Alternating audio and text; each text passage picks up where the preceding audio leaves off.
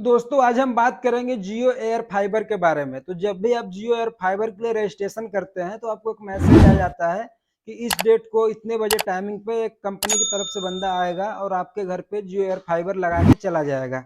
अब आगे बात करते हैं आपको जियो एयर फाइबर में क्या-क्या चीज़ें मिलती हैं।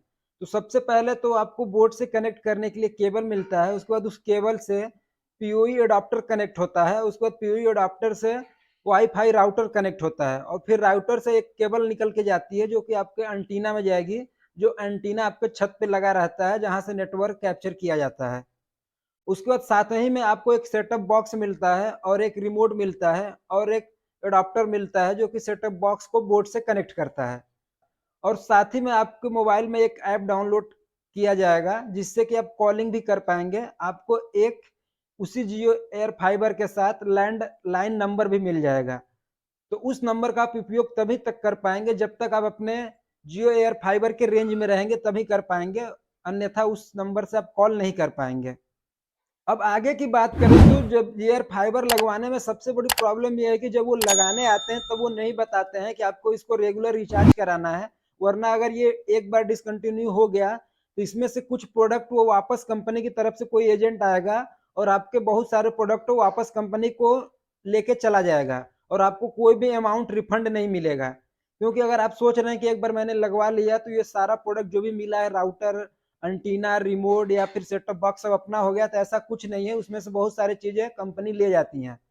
तो मैंने अपने यहाँ 5-6 महीने पहले लगवाया था और रिचार्ज खत्म होने के बाद मैंने कई महीने तक रिचार्ज नहीं किया। तो मुझे कंपनी की तरफ से कॉल आया कि आपका कनेक्शन डिसकंटिन्यू हो गया है और मैं आऊँगा आपसे बहुत सारे प्रोडक्ट को वापस लेके चला जाऊँगा। तो मुझे लगा कि कहीं ऐसा ना हो कि मेरे साथ स्कैम हो रहा है, तो जिन्होंने लगाया था मैंने उनसे बात किया तो वो बोले कि हाँ, ऐसा होता है। वो एक तरह से किराए पे होता है, आपको यूज़ करने के लिए दिया जाता है, जब तक आप रिचार्ज करते रहेंगे, आप यूज़ करते रहिए, कोई आपसे लेने नहीं आएगा, चाहे कितने भी साल बीत जाएँ।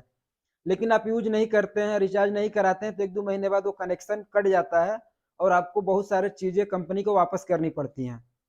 तो मैं आपको वही बताऊँगा कि इतने सारे चीज़ें जो आपको मिली थी जियो एयर फाइबर के साथ, उसमें से क्या-क्या एजेंट वापस लेने आएगा। तो सेम उसी तरह जब वो लेने आएगा तो आपको मैसेज मिल जाएगा और जो भी बंदा आएगा उसका नाम, उसका नंबर मिल जाएगा, किस दिन को आएगा, कितने बजे आएगा, सब आपको एसएमएस द्वारा मिल जाएगा। तो जब रिचार्ज आप नहीं कराएँगे, कनेक्शन डिसकंटिन्यू हो जाएगा, तो जो नंबर आपको मिला था लैंडलाइन नंबर, तो वो ऑटोमैटिक डिस्कनेक्ट हो जाएगा, आप उससे कोई भी कॉल नहीं कर पाएँगे। तो वो नंबर तो आपको ऐसे ही चला जाएगा।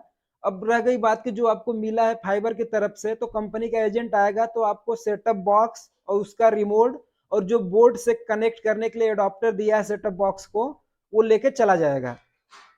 और उसके साथ ही में जो अब एयर फाइबर की बात करें, तो जो बोर्ड से कनेक्ट है पीओई अडॉप्टर वो भी साथ में ले जाएगा और राउटर भी ले जाएगा।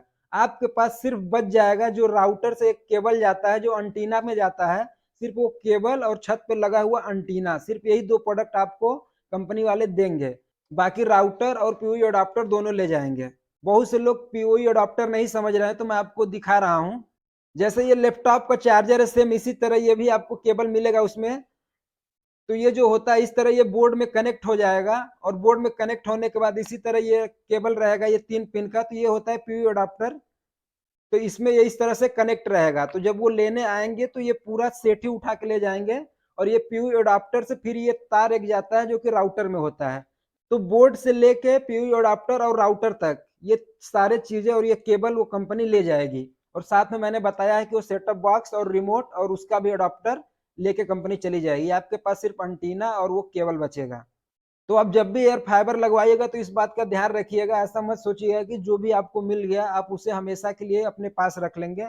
वो आपके पास तभी तक रहेगा जब तक आप उसको रिचार्ज कराते रहिए, भले 1 साल, 2 साल, 3 साल आप रिचार्ज कराते रहिए तो आपके पास रहेगा। अगर आप रिचार्ज नहीं कराते हैं, एक बार वो डिस्कनेक्ट हो गया तो फिर कंपनी की तरफ से एजेंट आएगा और ये सारी चीज़ें लेके वापस चला जाएगा।